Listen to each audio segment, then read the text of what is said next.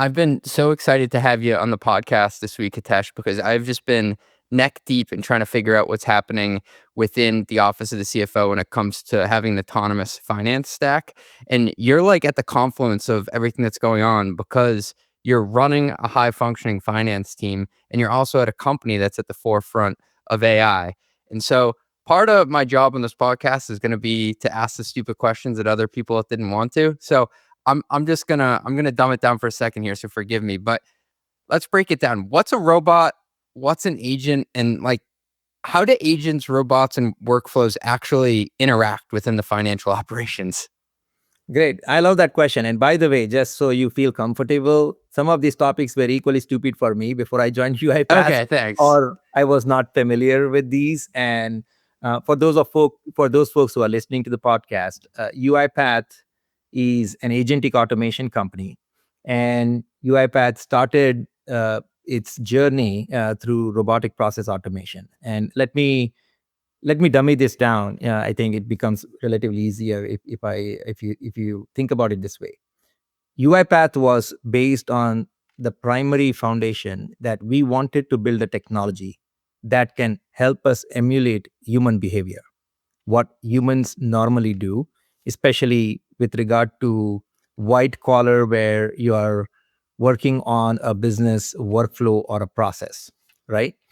Now, when we started with the robotic process automation journey, this is almost 7 years ago, that time the objective was very clear. Can we use UI, a user interface? Can we use a low code and no code technology that can allow corporations automate processes that were mundane and repetitive in nature? These were relatively straightforward. For example, someone had to go and prepare an invoice, very repetitive tasks, very mundane task. Someone at the company had to go and take some information from their CRM system into their general ledger system.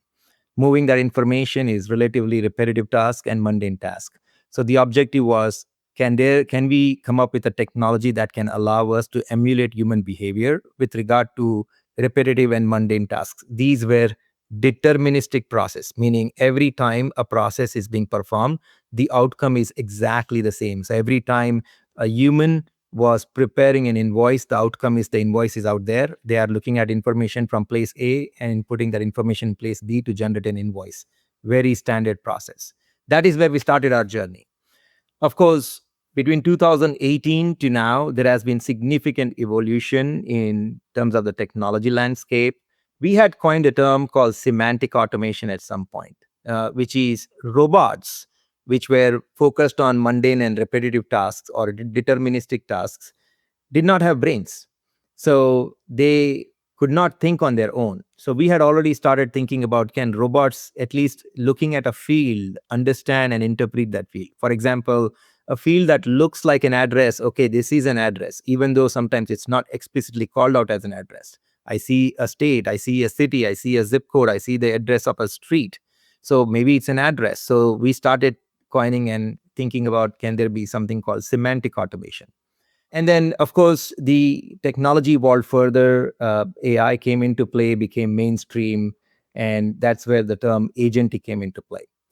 What that really means is the human brain that was focused on deterministic tasks, there is also a human brain that is focused on creative, non-deterministic tasks, where the outcome can be different. I can give you a book, I can read the same book, and I'll ask you to summarize and I'll summarize. Both of our outcome will be very different. That is a non-deterministic task where both of us were provided similar instructions, but the output is very different. This is the place where agents come into play. This is where the concept is still the same. You are still emulating human behavior. In the first instance, when I spoke about RPA, you were emulating human behavior, the tasks that were deterministic in nature. In the second instance, you are still emulating human behavior, but that is non-deterministic tasks. This is where the outcome could be different. Why is it different? Because, of course, you are using generative AI, you're using natural language, you are providing a prompt, you are providing a context, and that agent is going to give you an outcome. That outcome can be different. The question is, can you accept both of those outcomes within your range of acceptance? If that's the place where you can say, yes, I believe that agent is ready to be deployed in the process. And the other way to think about this is why it is very important and a game changing in where we are as a society in general. When you think about hiring an employee, let's say within the corporation, I have commercial deal desk underneath me where we have a commercial policy and we have certain employees who are supposed to understand the commercial policy and make sure as deal structures are presented to them for review and approval, they are reading the deal structure and then comparing it to their knowledge of the commercial policy, also going back to some of the past deals and making sure whether the deal aligns with the commercial policy or not.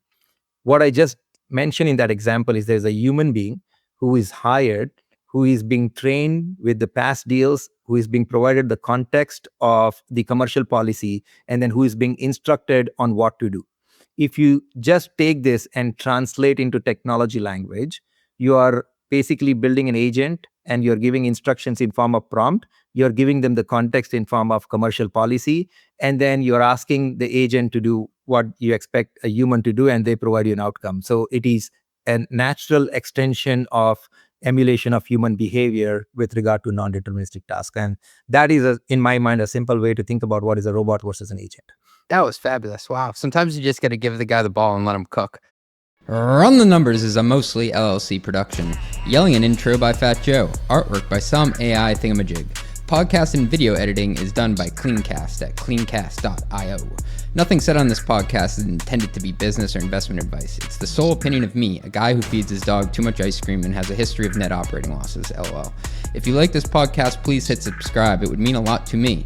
And also check out mostlymetrics.com. That's my newsletter where I explore business models and financial metrics. Thanks for riding with me. Share this with your friends. Peace.